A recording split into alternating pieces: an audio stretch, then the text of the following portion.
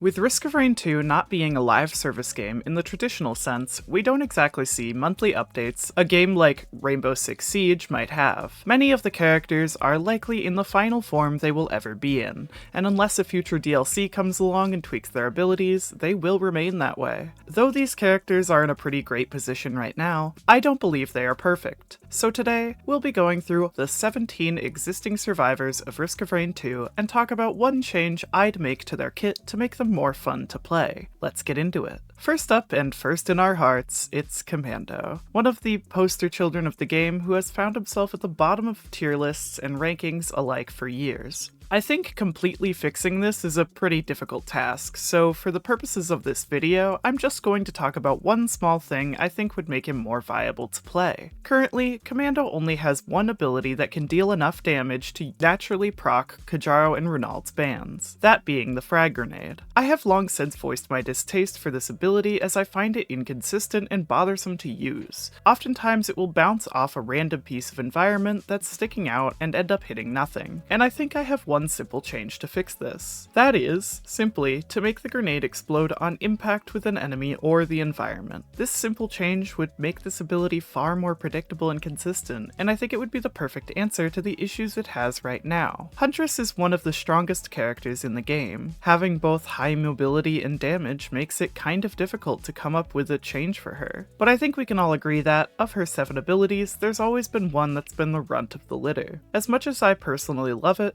there's no denying that Arrow Rain will always be the lesser option of Huntress's 2 specials. My simple fix to this? Lean into the area of effect value Arrow Rain gives you over Ballista and triple the area of effect. Even after this change it would probably still be worse than Ballista, but I at least think it would be more fun to cover an entire teleporter radius or something like that with it. Bandit is a survivor that has always been sort of awkward in my opinion. Their abilities are designed in a way that demands you time them correctly in a much more strict way than most other survivors. They are by no means weak, but I certainly think that they could have a bit more variety in their kit. Currently, there is no real reason to use their alternative primary option that shoots a single bullet, as the shotgun spread is simply better for both higher proc chance and higher damage. My solution is to make the blast primary have no fall-off damage. This would give him a slightly lower damage alternative to the shotgun blast that would allow you to actually harm enemies that weren't right in front of you and use the value of this option over the shotgun blast. If this buff was somehow too strong, reducing the maximum ammo before you would have to reload would also be a fine option to make the ability demand a more decisive and careful approach to when and what you shoot. Mul-T is both a damage and tanky powerhouse of a character who allows you to use his incredibly varied kit to serve any playstyle you like. So what change could I even make to such a strong survivor? One issue I have with him is that during power mode, you cannot use your secondary or utility without cancelling the ability. So in order to truly fulfill that variety option, I'd like him to be able to use his secondary and utility abilities during power mode to make the ability less strict when you have to use it. This would also make him feel like a more truly master of all trades robot that can multitask to his fullest. My one change for Engineer is so simple, and it's something that I've been practically desperate for my entire experience playing him. The one simple change is to just make his secondary mines agile, please! Oh my god, please just let me throw them while I'm running. I understand why his other abilities aren't agile, but I want you to genuinely tell me, give me a 6-page goddamn essay on why I can't just toss the mines behind me while I run.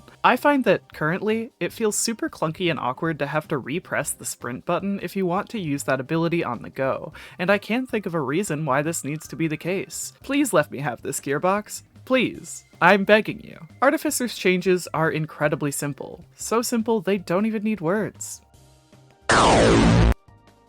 Yep. That's literally all I want for this character. The Ice Wall never felt like a utility, and the Ion Burst never felt like a special. This would allow me to use Flamethrower and the Ion Burst freely like I've always wanted to. Mercenary is a character that I don't really play all that often, so it was kinda hard to come up with a change for him in full confidence. One thing I do think would make him feel a lot more fun though, would be to remove the limit of extra dashes he can get by hitting an enemy with his Blinding Assault utility. This probably wouldn't be too balanced, and I can see a future where we replace the requirement for an additional dash with killing an enemy instead of just hitting them, to make it so that it'd be harder to keep the ability up forever. To my Overwatch players out there, this would make it the same as Genji's passive that lets him reset the cooldown of his dash every time he gets an elimination. And I think this would work perfectly fine in Risk of Rain 2 as well. Rex has another very simple change to his utility abilities that I'd like simply because I find the current versions very annoying to use. Currently, you can only control them by aiming in the opposite direction you want to go, meaning you have to look behind you if you want to use it for simple map traversal. My proposal is to just make it so that instead of being reliant on where you are looking, make it so that these abilities fire in the opposite direction you're currently moving, and straight down if you are standing still. This would make it far more predictable, in my opinion, and also just less cumbersome to deal with when you are trying to jump over a gap or obstacle. This might make the abilities less viable in the offensive department, but I don't really mind that since they were never Rex's primary ways of damaging others anyways. Loader is perfect.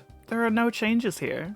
In all seriousness, the only thing that I think could help her is perhaps some sort of visual indicator for her spiked fist to tell you which enemies will be pulled to you and which will pull you to them. For the most part, the larger the enemy, the more likely you are to be pulled to them.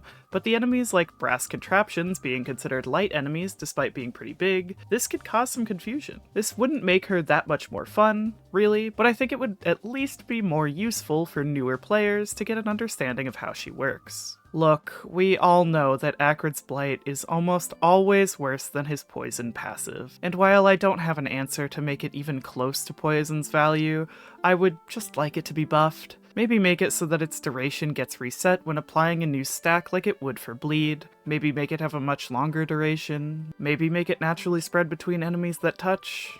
Anything. I think it would be so cool for Acrid to have these two varying builds. If Blight was much stronger, the passives could be a choice of high damage with less longevity on Blight, and lower damage but more reliability with Poison, or something like that. Blight is currently so overshadowed by Poison that it's almost never worth taking, and personally, I'd like to live in a future where that isn't so. Captain is a similar case to Mercenary for me, where I just don't play him enough to have much of an opinion on him. However, one idea I have for him is to make it so that you don't have to choose two of his beacon options before starting a run. Instead, make it so that all of them were available in-game, but you could only use two of them per environment. This would allow you to use a Hacking and Healing beacon on Abyssal Depth, and then a Shocking and Healing beacon on Helmand Hatchery in the same run. What's that? There's a fourth beacon option? Really? Are you sure?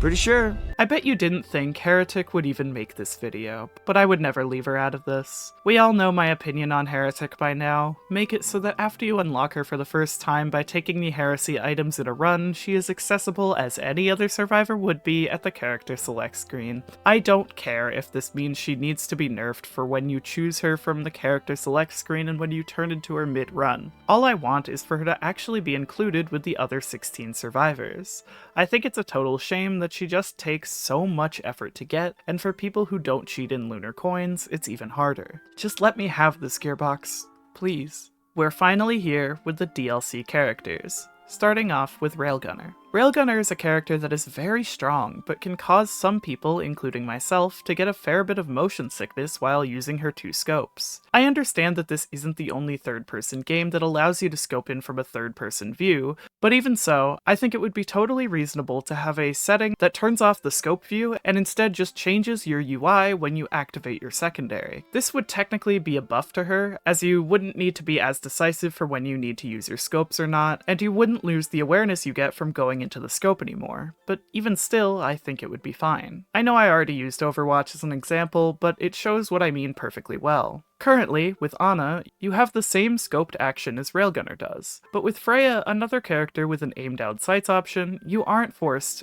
into this view when activating it. I don't see why Railgunner can't have this option as well. My next change for Void Fiend is ridiculous, and I honestly don't even really want it in-game. I just think it would be silly. I would like it so that his corrupted abilities were no longer exclusive to in-run only, and allow you to select them as if they were normal abilities on the character select screen. This would remove his corruption mechanic, but I don't really mind it, as I find that mechanic to be a bit annoying rather than interesting to play with. I did think about a version of this that would make it so that depending on which ability you chose, the corruption would change it to the other version, but I don't think that's necessary, and it wouldn't even make a ton of sense lore-wise either. Would this be unbalanced? Very.